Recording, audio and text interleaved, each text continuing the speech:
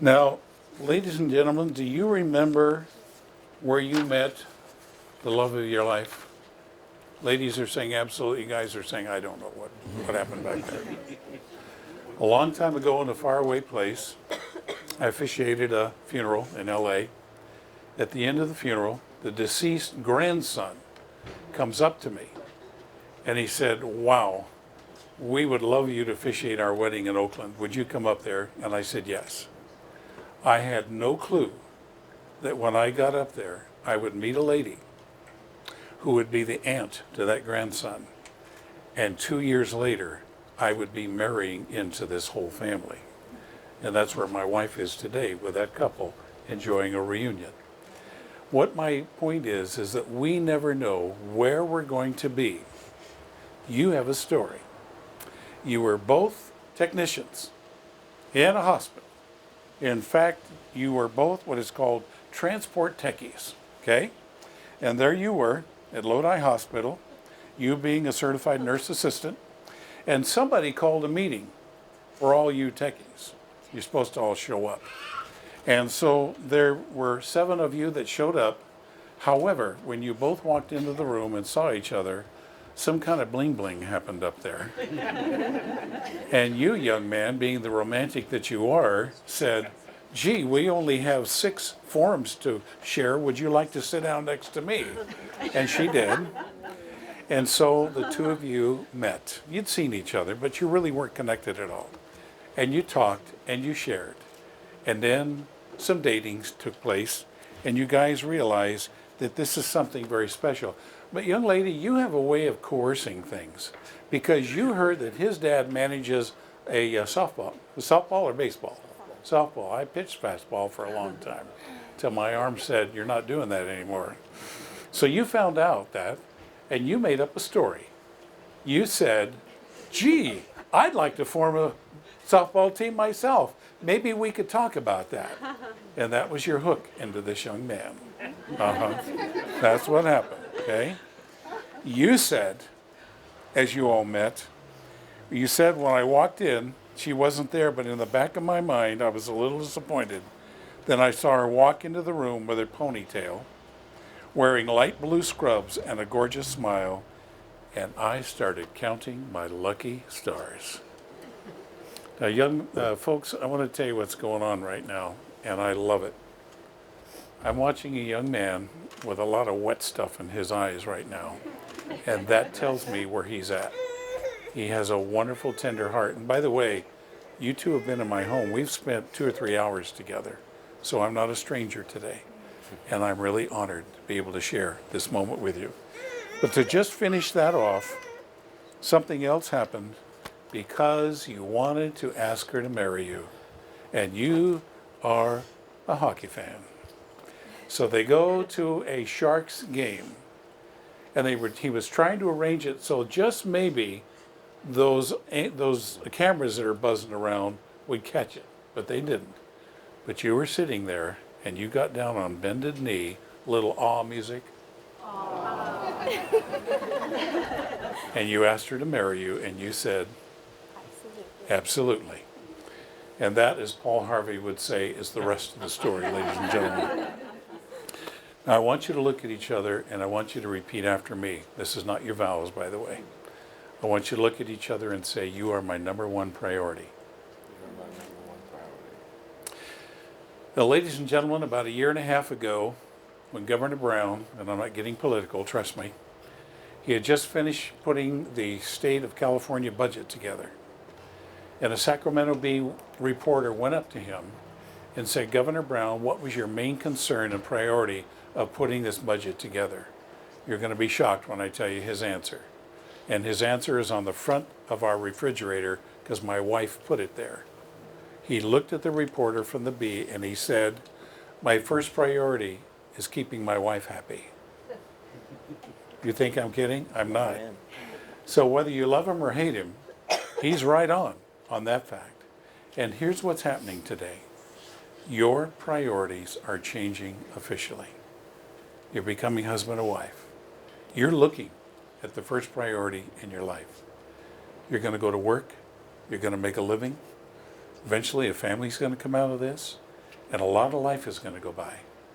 But if you will work at keeping your relationship the first priority in your life, I promise you, after I am long gone from this earth and 50 years from now on your cruise, you're going to look at each other and say, you know what, Ron was right.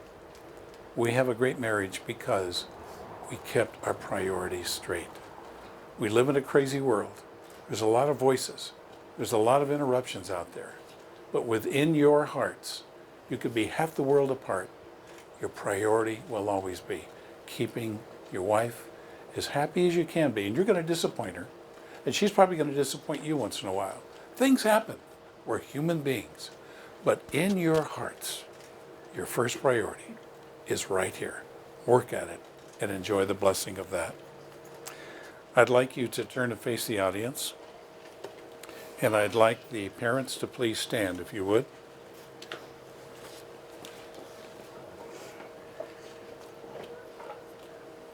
I know that this is an extremely proud and wonderful moment for all of you.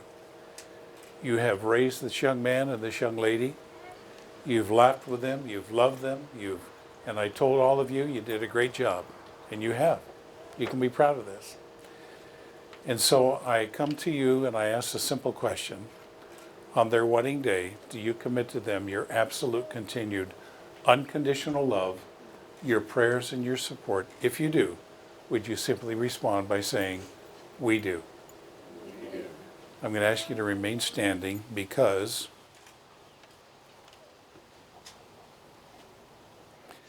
there is no way a son and daughter can sufficiently say thank you to mom and dad. But this is just a symbol. And they're going to come to you. You can do anything you want. Laugh, cry, enjoy. But this is, I'll give you these. And you're going to hand those to moms and say thank you. Okay? Let this be your moment. Go together. Yeah.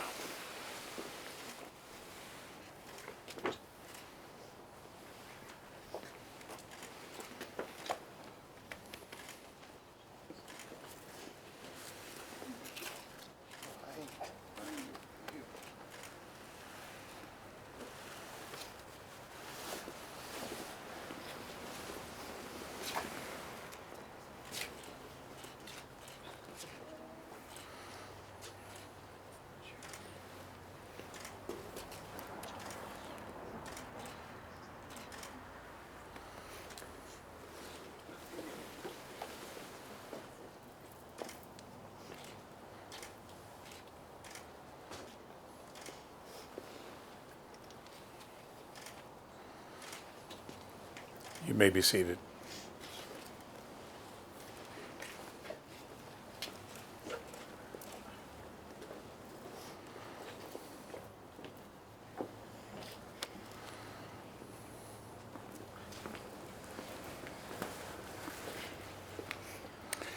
Just a couple of thoughts before you share your personal thoughts and also your marriage vows. You asked me to share a little thought about just a brief version of a couple of readings, and one of them is about a Chinese poet philosopher who said marriage is like two streams. And it's true in a way that you both come out of your separate backgrounds.